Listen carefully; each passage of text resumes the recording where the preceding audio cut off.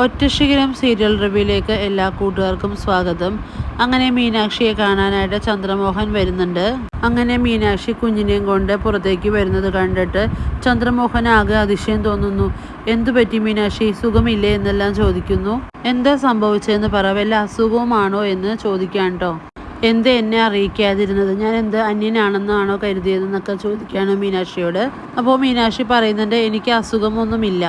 ആ സമയം അവിടേക്ക് പ്രസന്നയും വരുന്നുണ്ട്. അപ്പോൾ ചന്ദ്രമോഹനാണെങ്കിൽ ചോദിക്കുന്നുണ്ട് എന്താ പറ്റിയതെന്ന്, ആരെങ്കിലും ഒന്ന് വായ തുറന്ന് പറയുന്നു. അപ്പോൾ പ്രസന്ന വന്നിട്ട് പറയുന്നുണ്ട്, അവൾക്ക് കുഞ്ഞിനെ പിരിയുന്നതിനുള്ള വിഷമമാണ് സാറേ.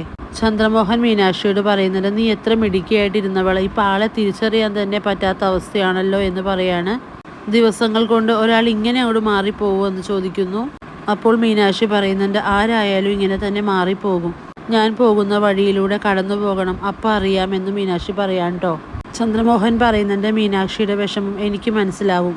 ഇല്ല സാർ, ഒരു പുരുഷനും അതൊരിക്കലും മനസ്സിലാവില്ല എന്ന് മീനാക്ഷി പറയുന്നുണ്ട്. സ്വന്തം കുഞ്ഞിനെ നഷ്ടപ്പെട്ടിട്ടില്ലെങ്കിൽ സ്ത്രീക്കും അത് മനസ്സിലായെന്ന് വരില്ല എന്ന് പറയാണ്.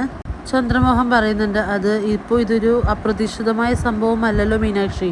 കുഞ്ഞിനെ കൈമാറണമെന്ന് മീനാക്ഷിക്ക് നേരത്തെ തന്നെ അറിയാവുന്നതല്ലേ. പ്രസന്ന പറയുന്നത്, ഞങ്ങളതെല്ലാം പറഞ്ഞു മനസ്സിലാക്കാൻ നോക്കിയതാണ് സാറേ. ഇവളുടെ തലയിലോട്ട് അത് കയറണ്ടേ. മീനാക്ഷി പറയുന്നുണ്ട്, അമ്മയും കുഞ്ഞും തമ്മിലുള്ള ബന്ധം ഹൃദയങ്ങൾ തമ്മിലുള്ളതാ. തലച്ചോറോ ബുദ്ധിയോ കൊണ്ട് അതിനെ അളക്കാനോ മനസ്സിലാക്കാനോ പറ്റില്ല എന്ന് പറയാൻ കേട്ടോ. ഇതെല്ലാം പറഞ്ഞ മീനാക്ഷി കുഞ്ഞിനെയും കൊണ്ട് അകത്തേക്ക് പോവാണ്. ചന്ദ്രമോഹൻ പ്രസന്നയോടായിട്ട് പറയുന്നുണ്ട്, ചില വ്യവസ്ഥകൾ പറഞ്ഞുറപ്പിച്ചാണ് നമ്മളിതിന് തുടക്കം കുറിച്ചത് തന്നെ.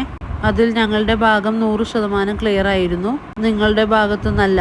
എഗ്രിമെന്റ് മീനാക്ഷിയുമായിട്ട് മാത്രമല്ല എന്ന് ഞാൻ ഓർമ്മിപ്പിച്ചതാണെന്ന് പറയാട്ടോ.